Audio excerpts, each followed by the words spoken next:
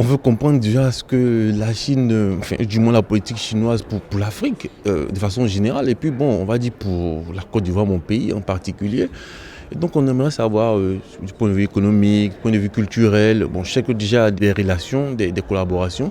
Et puis on veut savoir peut-être pour les années à venir, peut-être ce que la Chine entrevoit de faire justement avec justement les pays d'Afrique. Pour les deux sessions, j'aimerais un peu aussi connaître la politique chinoise sur le développement, la coopération internationale, surtout la coopération entre la Chine et les pays de l'Afrique. Ce qui m'intéresse beaucoup plus, c'est la diplomatie. Voilà, la diplomatie, c'est pas les questions internationales.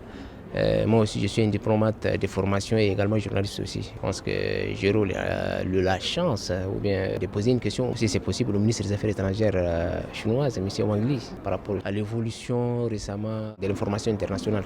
J'ai envie de comprendre quel est l'avenir de ces relations sino-africaines, bien que déjà bien grandes, la Chine et l'Afrique nouent des relations diplomatiques depuis très longtemps. Mon pays en particulier est le premier pays francophone à lier des relations avec la Chine depuis 1959. Et je crois que j'ai envie de comprendre quel est l'avenir de cela, où cela va nous mener. Et de ce que nous avons compris, les deux sessions sont un événement majeur pour la politique chinoise. Et nous attendons vraiment de savoir ce que c'est pour l'année 2025, quelle sera la politique chinoise interne et à l'international, notamment dans le cadre des pays africains, quelle sera, si les coopérations seront renforcées, puisque la Chine est aujourd'hui un partenaire incontournable pour les pays africains, notamment pour mon pays, le Niger, où la Chine et le Niger ont une grande coopération dans le domaine du pétrole.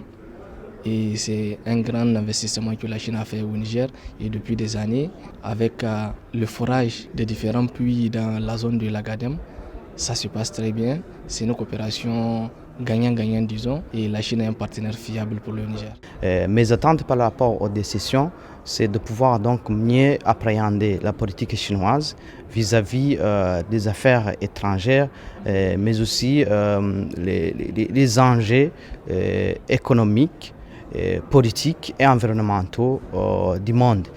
Bref, les décisions vont me permettre de mieux comprendre la position de la Chine vis-à-vis du contexte du moment sur le plan politique, sur le plan économique, mais aussi sur le plan de la coopération entre les différents pays, surtout la coopération sud-sud.